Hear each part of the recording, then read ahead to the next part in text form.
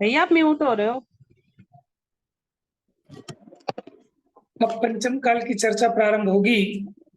दुखमा काल। चलो भैया, किसने पढ़ना है आज?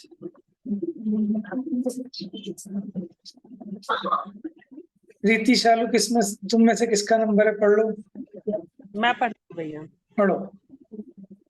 दुखमा काल। 21,000 वर्ष वाले इस पांचवें काल के प्रारंभ में मनुष्य की उत्कृष्ट आयु 120 वर्ष और काय 7 हाथ ऊंची तथा अंत में उत्कृष्ट आयु 20 वर्ष और काय 2 हाथ ऊंची होती है। भैया उत्कृष्ट आयु 20 वर्ष कैसे है? अंत में, पंचम काल के अंत में। अच्छा अच्छा, पंचम काल के जगन्य आयु तो बता नहीं सकते ना। जगन्य तो आदमी अंतर मूर्त में ही मर जाए। इसलिए पंचम काल के प्रारंभ में उत्कृष्ट आयु 120 वर्ष तक, और जब पंचम काल का अंत आ जाएगा लास्ट में, तब उत्कृष्ट आयु सिर्फ 20 वर्ष और काया 2 हाथ की बचेगी। और तो फिर छठे काल की तो वो 20 वर्ष ही रहेगी स्टार्टिंग में आयु। ऐसी रहेगी। ठीक। बढ़िया। कांति रहित रुक्ष मिश्र 5 वर्णी शरीर वाले ये प्रतिदिन प्रमाण रहित अनेक बार आहार लेते हैं। इस काल में हजार वर्ष के बाद एक एक संकल्की राजा और प्रत्येक संकल्की के मध्य एक एक उपकलंकी या अकलंकी राजा होते हैं। इस प्रकार इस पांचवें काल में 21 संकल्की या 21 अकलंकी कुल 42 राजा होते हैं। वैसे इसको देखो, इनका नाम कई जगह कल्की भी मिलता है, लेकिन यहाँ क्या लिखा है? सकलंकी और अकलंकी। क्या कह रहे हैं? इस काल में जीवों का जो शरीर है वो कांति रहित रूखा, 5 वर्णी शरीर वाले। वहां तो सोने जैसे रंग के होते थे भोग भूमि में। अब यहाँ 5 वर्ण में से कोई भी वर्ण हो सकता है। प्रमाण रहित अनेक बार आहार लेते हैं। ये नहीं कि एक बार लेंगे कि 2 दिन में गैप से लेंगे। इस काल में हजार वर्ष के बाद एक एक कल्की राजा होता है, और उसके बीच बीच में एक एक उपकल्की होता है। तो ये कल्की को सकलंकी और उपकल्की को उपकलंकी या अकलंकी राजा कहते हैं। यानी इस प्रकार इस पांचवें काल में 21,000 वर्ष का है ना, तो और 1,000 वर्ष बाद एक एक सकलंकी यानी 21 सकलंकी होंगे। और क्या कह रहे हैं? तो भैया 2 तो हो चुके होंगे अब तक। कितने 2000 साल तो चले हो गए ना, 2,500 वर्ष हो गए। हाँ बिल्कुल हो चुके होंगे। अब उनके नाम पूछते हो तो नाम उसके कह नहीं सकते। माने इसी तरह के जिन्होंने जैन धर्म को नुकसान पहुंचाया, ज्यादा भी देखते हैं, शायद इसमें कहीं आ जाए नाम तो। हाँ, अब देखो उपकल्की कहाँ होते हैं, और प्रत्येक सकल्की के मध्य में एक उपकल्की होता है। प्रत्येक सकल्की के मध्य में, यानी पहले कल्की राजा हुआ और फिर 1,000 वर्ष बाद दूसरा कल्की राजा होगा, यानी उसके बीच में, यानी 500 वर्ष के अंतराल से होंगे। फिर नहीं, अगर 500 के अंतराल से करोगे तो फिर तो ज्यादा बैठेंगे। ठीक है, यानी ये भी होंगे 21 बार ही। इनमें भी फिर हजार वर्ष का गैप मानना पड़ेगा, या तो ऐसा मानो कि मिड में हो जाएंगे ना, है मिड में मान लेंगे दोनों के, मिड में 1,000 के गैप में। कल की चला गया और नया कल की हुआ नहीं, तो उसके बीच में इस प्रकार से 21 स्थान बनेंगे। तो वहां समझ लेना, तो 21 और 21 42 हुए टोटल। महावीर स्वामी के निर्वाण उपरांत पढ़िए। महावीर स्वामी के निर्वाणोपरांत 605 वर्ष 5 माह के बाद पहला विक्रमजीत अकलंकी राजा हुआ। इससे 394 वर्ष 7 माह व्यतीत होने के बाद पहला चतुर्मुख सकलंकी राजा हुआ। इस प्रकार 1000 वर्ष में ये 2 राजा हुए। इनके समान ही 21,000 वर्ष में कुल 42 राजा होंगे। देखिए, मतलब पहले 1000 वर्ष में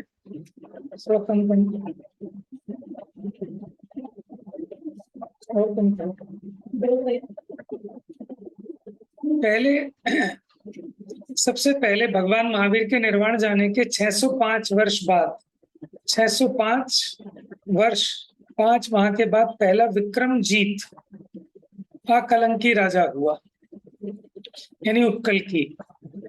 फिर इसके 394 वर्ष 7 माह व्यतीत होने पर, यानी पूरे 1000 वर्ष हो गए ना फिर, ठीक है, पूरे 1000 वर्ष कंप्लीट हो गए, तो पहला चतुर्मुख नाम का सकलकी या सकलंकी राजा हुआ। यानी 1000 वर्ष में ये 2 हो गए, एक उपकल्की और एक सकलकी। तो उपकल्की का नाम था विक्रमजीत, विक्रमजीत, और सकलकी का नाम था चतुर्मुख। आगे पढ़िए। इस प्रकार 1000 वर्ष में ये 2 राजा हुए। इनके समान ही 21,000 वर्ष में कुल 42 राजा होंगे। उन्मार्ग या विपरीत आचरण आदि में प्रवृत्ति कराने वाले सकलंकी चतुर्मुख राजा की आयु 70 वर्ष की थी। उसमें से प्रारंभिक 30 वर्ष पर्यंत तो उसे राज्य नहीं मिला। बाद में शेष 40 वर्ष पर्यंत वह राजा रहा। उसने 5 मलेच्छ खंडों के बिना एक आर्यखंड वाली समस्त पृथ्वी को अपने वश में कर लेने के बाद अपने 4 मंत्रियों से पूछा कि क्या अभी भी कोई ऐसा है जो हमारी आज्ञा को नहीं मानता हो।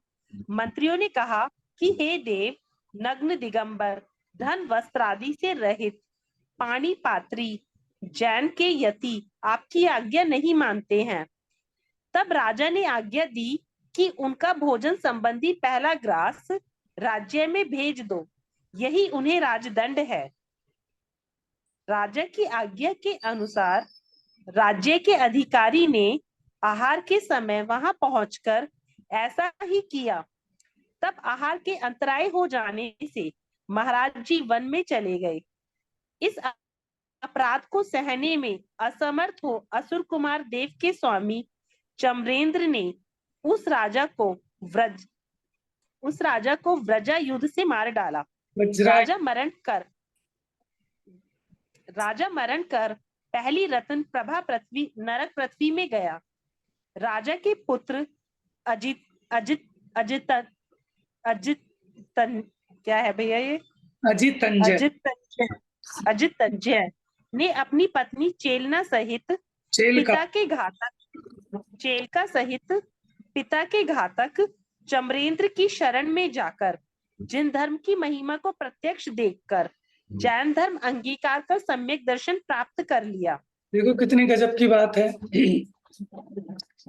पिता वो तो जैन धर्म का विध्वंसक मुनिराज से आहार का जो पहला ग्रास था वही टैक्स के रूप में वसूल कर लिया, तो महाराज तो अंतराय मानकर वन में चले गए।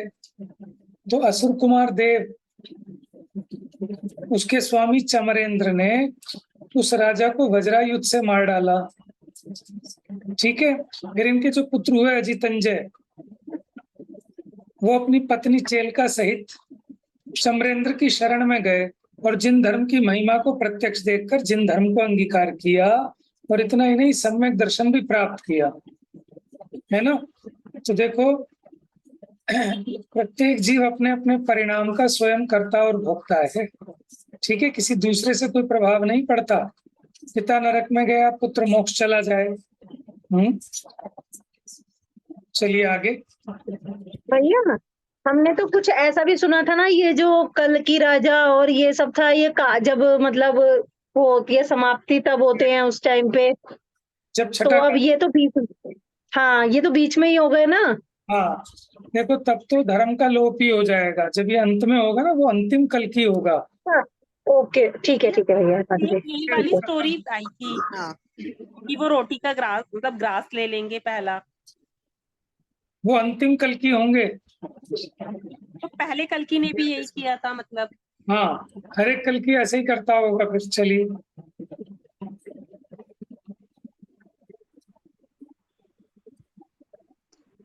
काल क्रम अनुसार हाँ, काल क्रमानुसार इसी प्रकार 19 सकल की राजा हो जाने के बाद इस पंचम काल के अंत में 21वां भले हितकारी धर्म मार्ग को मत देने नष्ट करने वाला जल मंथन नामक सकलंकी राजा होगा। उस समय इंद्रराज आचार्य के शिष्य वीरांगद नामक अंतिम मुनि, सर्वश्री नामक आर्य का, अग्रिल नामक श्रावक, पंगुसेन श्राविका, ये 4 संयमी जीव होंगे। उस समय समस्त पृथ्वी को साध कर वह राजा मंत्रियों से पूछेगा कि क्या अभी कोई ऐसा है जो हमारी आज्ञा को नहीं मानता हो। मंत्री कहेंगे कि हे देव, ऐसा कौन है जो आपकी आज्ञा नहीं माने। सभी मनुष्य आपकी आज्ञा मानते हैं, परंतु जैन के यति आपकी आज्ञा नहीं मानते हैं। राजा पूछेगा कि वे कहाँ रहते हैं, क्या आजीविका करते हैं। मंत्री बताएंगे कि वे धन वस्त्रादि रहित हो नग्न दिगंबर वन में रहते हैं। शास्त्रानुसार 4 हाथ प्रमाण भूमि देखते हुए श्रावक के घर आकर अपने हाथ रूपी पात्र में 40 दोषों से रहित शुद्ध आहार करते हैं। इसी विधि से उनका उदर पोषण होता है, पृथक से कोई आजीविका नहीं करते हैं। मंत्री के वचन सुनकर राजा आज्ञा देगा कि यदि ऐसा है तो उनके आहार का पहला ग्रास ही हमारे राज्य हेतु कर है, अतः उसे ही ले लो, यही उनके लिए राजदंड है। उस महापापी राजा के वचन सुनकर 4 मंत्री और सभा के लोग ऐसा नियम लेंगे कि हम उनका पहला ग्रास लेकर राज्य में भेज देंगे। आहार के समय वे ऐसा ही करेंगे। हाथ से ग्रास उठा लेने के कारण अंतराय मानकर मुनिराज तो वन में चले जाएंगे। चमरेंद्र राजा का घात कर देगा, जिससे वह मरकर पहली रत्न प्रभा पृथ्वी में चला जाएगा। अल्पायु जानकर वीरांगद मुनि भी आयु पर्यंत चारों प्रकार के आहार का त्याग कर, देखिए अब इसी प्रकार 19 सकलंकी राजा हो जाने के बाद इस पंचम काल के अंत में, ठीक है, जो अंतिम होंगे वो 21वें कल की राजा होंगे। उस समय मुनिराज का नाम होगा वीरांगद, कहीं कहीं वीरांगज भी आता है, ठीक है। ये अंतिम मुनि होंगे। सर्वश्री नाम की आर्यिका होगी। अग्निल ये श्रावक होगा और पंगु सेना श्राविका होगी। यही होता है चतुर्विध संघ, मुनि, आर्यिका, श्रावक, श्राविका, ये 4 संयमी जीव होंगे। फिर उस समय भी वही घटना रिपीट हुई, फिर वो मरकर पहले नरक में गया। क्या नाम बताया उसका राजा का? जल मंथन, ठीक है, ये आप लोग लिख सकते हो क्योंकि भूल जाते हैं बार बार। जल मंथन, ठीक है, अंतिम 21वां कल की राजा होगा सकलंकी। और उस समय वीरांगज मुनि, सर्वश्री आर्यिका, अग्निल श्रावक और पंगु सेना श्राविका। नहीं नहीं, क्या है सब रुद्र हो तो।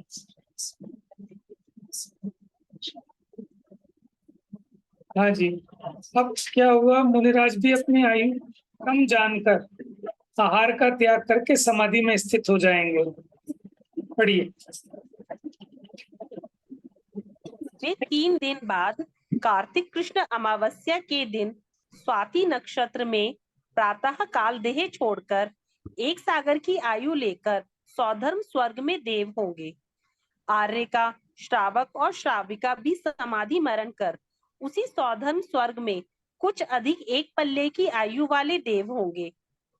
इस समय इस पंचम काल के मात्र 3 वर्ष 8 माह 15 दिन शेष रह गए होंगे।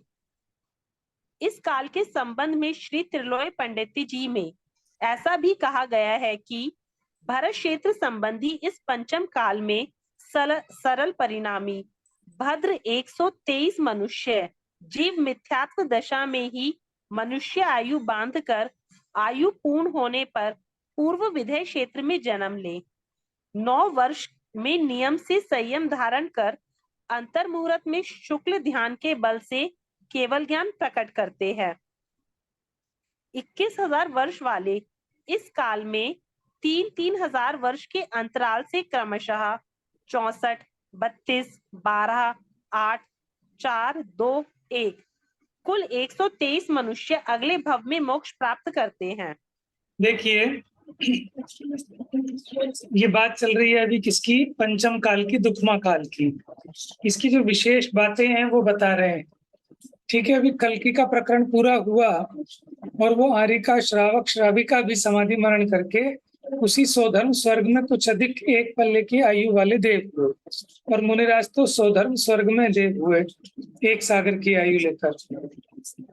अब इस काल के संबंध में तिलोपणत्ति जी ने ये कहा कि इस पंचम काल के सरल परिणामी जी भद्र, लेकिन मिथ्या दृष्टि, क्योंकि सम्यक दर्शन होगा तो स्वर्ग जाएंगे मरकर, है तो मिथ्या दृष्टि लेकिन जैतल में। कम आ रही है, आवाज कम आ रही है? नहीं आ रही है क्या? कम नहीं, हमें तो सही आ रही है भैया। एकदम चालू की आवाज कम आ रही है, पहले सही आ रही थी जब ज्वाइन किया था, अब कम आ रही है आवाज। दोबारा ज्वाइन कर ले लीव करके। हाँ जी, तो देखो, भद्र, भद्र माने सज्जन, लेकिन होंगे मिथ्या दृष्टि। कितने? 123 मनुष्य मिथ्यात्व दशा में ही मनुष्य आयु का बंद करेंगे और विदेह क्षेत्र में जन्म लेंगे, पूर्व विदेह क्षेत्र में। ख्याल में ना, पूर्व विदेह क्षेत्र जहाँ सीमंदर है, युगमंदर है। अच्छा, इसमें आया 9 वर्ष में नियम से संयम धारण करके विदेह क्षेत्र में, फिर ये 9 वर्ष में नियम से संयम धारण करके अंतर मुहूर्त में शुक्ल ध्यान के बल से केवल ज्ञान प्रकट करते हैं। यानी 9 वर्ष एक अंतर मुहूर्त में केवल ज्ञान हो जाता है। कौन? ये जो इस पंचम काल के 123 मिथ्या दृष्टि भद्र परिणामी जीव, ये अगले भव में विदेह क्षेत्र में जाकर वहां से उसी भव से मोक्ष जाएंगे, अगले ही भव में। और इनकी संख्या भी है कि 21,000 वर्ष का है ना, तो 7 बार 3-3 हजार होगा, 3 सत्ते 21, तो 3-3 हजार वर्ष के अंतराल में पहले 3,000 वर्ष में 64, अगले 3,000 वर्ष में 32, फिर अगले 3,000 वर्ष में 12, फिर 8, फिर 4, माने काल घटता जा रहा है तो जीव भी घटते जा रहे हैं, 2, और फिर सबसे अंतिम 3,000 वर्ष में 1। तो इनका टोटल करें 123 जीव नियम से अगले भव में मोक्ष प्राप्त करेंगे। देखो, अगर यहाँ सम्यक दृष्टि हो जाते, ठीक है, तो फिर स्वर्ग में जाते, विदेह क्षेत्र में नहीं जाते। और अगर आप कहो कि पहले आयु बांध ली हो मनुष्य की, तो भोग भूमि में चले जाएंगे क्या, कि नहीं जाएंगे? क्योंकि सम्यक दर्शन सहित भोग भूमि में जो जाता है ना, वो क्षयिक सम्यक दृष्टि ही जा सकता है। क्षयोपशमिक आदि वाला तो सम्यक को छोड़कर जाए तो जाए भोग भूमि में। और अभी इस पंचम काल में क्षयिक सम्यक तो नहीं होता, ठीक है। पंचम काल में क्षयिक सम्यक का अभाव है। सूत्र ही तो है पंचम काल। जो है ना, वो तो चौथे काल। हाँ जी, आगे पढ़िए। इस काल में चारों गति से आए जीव यहाँ उत्पन्न होते हैं तथा यहाँ से मरण कर भी चारों गतियों में जाते हैं, परंतु इतना विशेष है कि 5वें काल में उत्पन्न हुआ जीव 7वीं नरक पृथ्वी में और ग्रैव्यक आदि में नहीं जाता है, 6वीं नरक पृथ्वी और 16वें स्वर्ग पर्यंत ही जाता है, क्योंकि इस काल में अर्धनारच, कीलक और असंप्राप्ता स्रपाटिका ये 3 सहनन ही होते हैं। अर्धनारच वाला अधिक से अधिक इतनी ही आयु बांध सकता है चौथे काल में उत्पन्न हुआ जीव पंचम काल में मुक्ता हो सकता है, परंतु पंचम काल में उत्पन्न हुआ इस काल में मुक्त नहीं होता है। पंचम काल का जन्म हुआ जीव सातवें नरक में नहीं जा सकता और ग्रहवेक में भी नहीं जा सकता। ठीक है, ऊपर 16वें स्वर्ग से ऊपर नहीं जाएगा पंचम काल का जीव, और छठे नरक से आगे नहीं जाएगा, क्योंकि इनके 3 हीन सहनन होते हैं अंतिम वाले, अर्धनाराज कीलक और ऐसम प्राप्त सृपाटी का सहनन। चौथे काल में जन्मा हुआ जीव पंचम काल में मुक्ति जा सकता है, लेकिन पंचम काल का जन्मा हुआ मुक्ति नहीं जाएगा। ठीक है, अब छठा काल दुखमा तो दुखमा। भैया जी जो ये ऊपर बात आई है कि 5वें काल के जीव जो वहां जाएंगे विदेह क्षेत्र, तो वो तो मुक्ति होंगे ना। अभी जो ऊपर आया था कि 64, 32, 12, 8, तो ये पंचम काल के जन्मे हुए तो जाएंगे? नहीं, पंचम काल के जन्मे हुए यहाँ से मरकर विदेह क्षेत्र में जन्म लेंगे, यहाँ मरकर अगले भव में विदेह क्षेत्र में जन्म लेंगे और विदेह क्षेत्र से मुक्ति जाएंगे। मतलब हम जो कह रहे हैं ना कि पंचम काल का जन्म हुआ, इसी पर्याय में इसे उठा के विदेह क्षेत्र पटक दे, अच्छा, ठीक है, तो ये मुक्ति नहीं जा सकता। ठीक है, ठीक है। छठा काल दुखमा काल। 5वें दुखमा काल का 3 वर्ष 8 माह 15 दिन शेष रहने पर प्रभात काल में राजा के निमित्त से धर्म का, मध्याह्न काल में चमरेंद्र कोप से राजा का और अपराह्न में पुद्गल द्रव्य की रुक्षता के कारण अग्नि का नाश हो जाएगा। देखो ये वही तत्पश्चात कि जब वो जल मंथन नाम का अंतिम कल की राजा मुनिराज पर उपसर्ग करेगा, तो प्रातः काल में आहार की बेला में, ठीक है, धर्म का लोप हो जाएगा। ठीक है, मध्याह्न काल में अब वो चमरेंद्र उसको मार देगा राजा को, तो मध्याह्न काल में राजा का नाश हो जाएगा। और शाम के समय में उद्गल द्रव्य की रुक्षता का गुण, ठीक है, रुक्षता के कारण अग्नि का नाश हो जाएगा। यानी सुबह में धर्म का और शाम में अग्नि का लोप हो जाएगा। कब? कि जब इस पंचम काल के 3 वर्ष 8 माह 15 दिन शेष बचेंगे। आगे पढ़िए। तत्पश्चात क्रमशः धन, वस्त्र, अन्न, महल, मंदिर, बर्तन, धातु आदि सार रूप समस्त उत्तम वस्तुओं का अभाव हो जाने के बाद 21,000 वर्ष का दुखमा या अति दुखमा काल प्रारंभ हो जाएगा। इसके प्रारंभ में मनुष्य की उत्कृष्ट आयु 20 वर्ष काय 2 हाथ ऊंची और अंत में आयु 15 वर्ष काय 1 हाथ ऊंची रहेगी।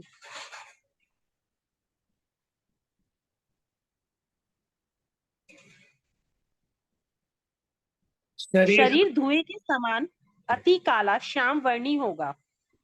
मनुष्य क्षुधा की अति तीव्र वेदना से बारंबार मछली आदि जीवों के मांस का भक्षण करेंगे। किसी को भी अन्न का भोजन नहीं मिलेगा। सभी जीव क्षुधा, तृषा, शीत, उष्ण संबंधी विविध दुख भोगेंगे। मेघ पटल भी अल्प ही जल देंगे, वर्षा कम होगी। इस काल में मरण कर जीव नरक या त्रियंच गति को ही प्राप्त करेंगे तथा यहाँ उत्पन्न होने वाले जीव नरक या त्रियंच गति से ही आएंगे। इस समय देव या मनुष्य गति से आना जाना नहीं होगा। पढ़ूं आगे? पढ़िए। इस काल के 49 दिन शेष रहने पर प्रलय के समय भरत क्षेत्र संबंधी आर्यखंड के पर्वत, वृक्ष, पृथ्वी आदि को चूर्ण करती हुई दिशाओं के अंत पर्यंत भ्रमण करने वाली संवर्तक नामक पवन चलती है, जिससे सभी बेहोश हो जाते हैं। उसमें कितने ही जीव तो मर जाते हैं। शेष विज्यार्थ पर्वत गंगा सिंधु नदी के निकटवर्ती कुछ मनुष्य और सैनी पंचेंद्रिय त्रियंच जीव सचेत होने के बाद मरण के भय से विद्यार्थ पर्वत की खंड प्रपात और तिमिश्र गुफाओं में, गंगा सिंधु नदी की वेदी में उनके शूद्र बिलों में स्वयमेव चले जाते हैं। यहाँ एक बात अनेक समझने की है, देखिए ये तो आपको समझ में आ रहा है क्या होगा जब छठे काल का अंत आने वाला होगा। नहीं,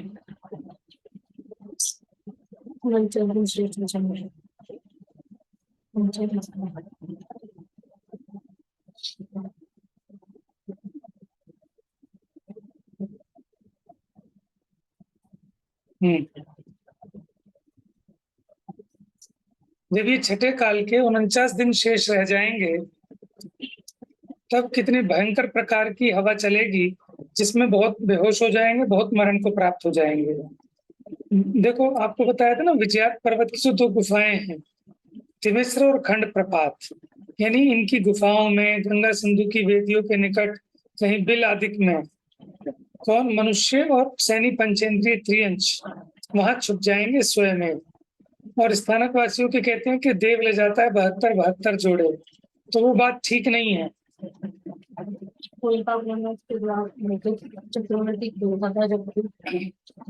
क्या कहा है, उनकी गुफाओं के गंगा सिंधु की वेदी में उनके क्षुद्र बिलों में, कहाँ पर, उनके क्षुद्र बिलों में, गुफाओं में, क्योंकि प्रश्न आया कि उनके गेट कौन खोलेगा। चक्रवर्ती के पास तो कौन सा रत्न था जिससे वो खोल लेता था, इन विचारों के लिए कौन खोलेगा कि उनके आसपास कुछ क्षुद्र बिल होंगे, उनमें छुप जाते हैं। ठीक है, अनेक स्त्री पुरुष रूप मनुष्यों और त्रियंच जीवों के युगलों को दयावान देव और विद्याधर बाधा रहित शुभ स्थानों पर भेज देते हैं, लेकिन 72 युगल ही गुफा आदि में प्रवेश करते हैं, ऐसा नहीं। देखो इसका मतलब,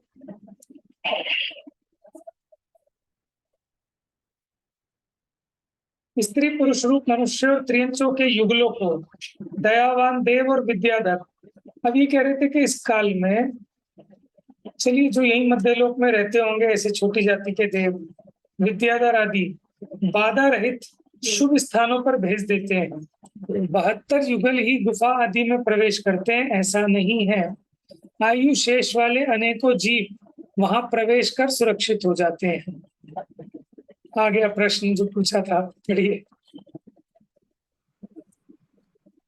प्रश्न, विद्यात पर्वत की गुफाओं में तो व्रज में कपाट बंद रहते हैं, इन पापी जीवों से वे कैसे खुल सकते हैं तथा उनकी आग भी कैसे शांत होती है? उत्तर, इस पवन के चलने से 6 माह पूर्व गुफा के द्वारों को देव खोल देते हैं, जिससे उनकी आंख शांत हो जाती है। जीव उसमें सुविधा पूर्वक प्रवेश करते हैं, उन्हें अन्न पान आदि देकर देव ही उनकी रक्षा करते हैं। देखिए, अति दुख,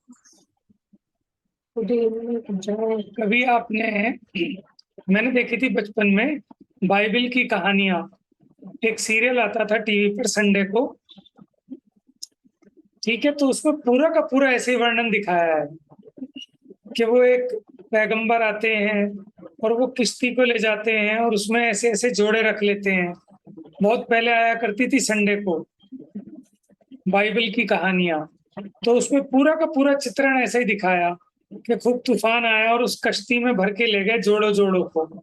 फिर बाद में फिर नए सिरे से माने सृष्टि की रचना हुई और उसमें जो जोड़े जोड़े थे उनसे उनके बच्चे पैदा हुए, फिर ये दोबारा से संरचना प्रारंभ हुई। तो ऐसा अन्य कथाओं में भी बहुत इस तरह की बातें मिलती हैं। तो मैं जब बहुत छोटा था तो मेरे नाना जी ने ऐसे ही एक दिन बैठे हुए सुनाई मेरे को एक बातें, तो हमें बड़ी इंटरेस्टिंग लगी इस तरह की स्टोरी। हमने अपने स्कूल में जाके सुनानी चालू कर दी, बहुत छोटे छोटे थे, तो बच्चे हमारा मजाक बनाने लगे। तो हमें भी लगने लगा यार पता नहीं सच है कि झूठ है, कि पहले 7 दिन घी की बारिश होगी, फिर अमृत की बारिश होगी, पहले गंदी गंदी बारिश होंगी, फिर अच्छी अच्छी बारिश होंगी, ठीक है ना। तो ये चीजें देखो ऐसे अन्य मतियों के कथाओं में भी, उनके साहित्य में भी मिलती है।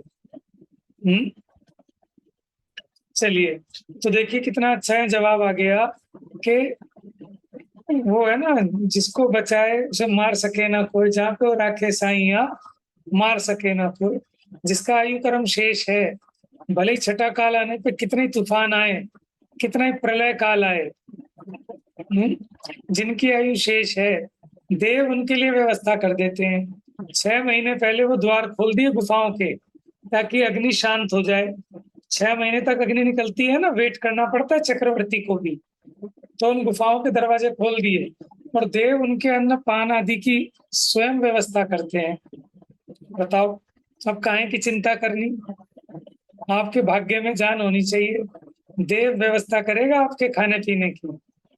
समझ में आया, जब छठे काल के जीवों के लिए कर सकता है, तो पंचम काल के जीव भी तो इतना पुण्य कर सकते हैं नहीं। चलिए भैया पीछे क्या बात आई थी अभी, देव और मनुष्य नहीं हो सकते, वो क्या बात थी अभी पीछे आई थी? देखिए, उसमें कहा था ये छठे काल के जीव मरकर नरक और त्रियंच में ही जाते हैं, देव गति और मनुष्य गति में जन्म नहीं लेते। उसी प्रकार नरक और त्रियंच के जीव ही आकर यहाँ उत्पन्न होते हैं, देव और मनुष्य गति के जीव उत्पन्न नहीं होते। आप सोच रहे होंगे देव कैसे आ जाएंगे यहाँ इस काल में, तो मैंने भी बताया था कि वो देव वाले तो नहीं आते, वो तो पंचम काल में भी नहीं आते स्वर्ग के देव। ये तो जो अपने मध्य लोक में ही रहते हैं ना, व्यंतराधिक देव या कोई ऐसे देव है ना, ये सभी करते होंगे। आई पढ़ी। इस अति दुखमा काल के 49 दिन शेष रहने पर 7-7 दिनों के अंतराल से क्रमशः संवर्तक पवन, अति शीत वर्षा, क्षार विष या कड़वे रस रूप जहर, पत्थर, कंकड़ आदि रुक्ष, कठोर वस्तु रूप उपल, अग्नि, रजिया रेत, मिट्टी रूप धूल, धुआं की वर्षा होने के कारण यहाँ रह रहे सभी प्राणी मर जाते हैं। यहाँ कुछ भी शेष नहीं रहता।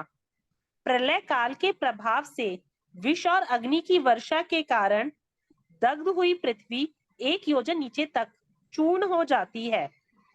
यह अवसर्पणी के अंतिम 6वें दुखमा काल की व्यवस्था है। तो अंतिम 49 दिन रहने पर 7 दिन तक 7-7 प्रकार की अलग अलग बारिश होती है, माने जिससे इसका फिर से यदा यदा ही धर्मस्य ग्लानिर्भरति भारत क्या है, ऐसे कि जब जब पाप का घड़ा भर जाता है तो भगवान जन्म लेते हैं, इस सृष्टि का नाश करते हैं। जब तक नाश नहीं होगा तो नया उत्पाद कैसे होगा।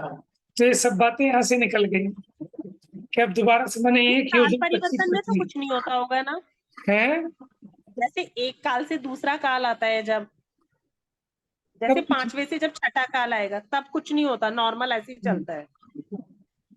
ठीक है, सिर्फ छठे काल के अंत में जब 49 दिन शेष बचेंगे तो 49 प्रकार की अशुभ वर्षाएं होंगी, कुछ भी शेष नहीं बचेगा।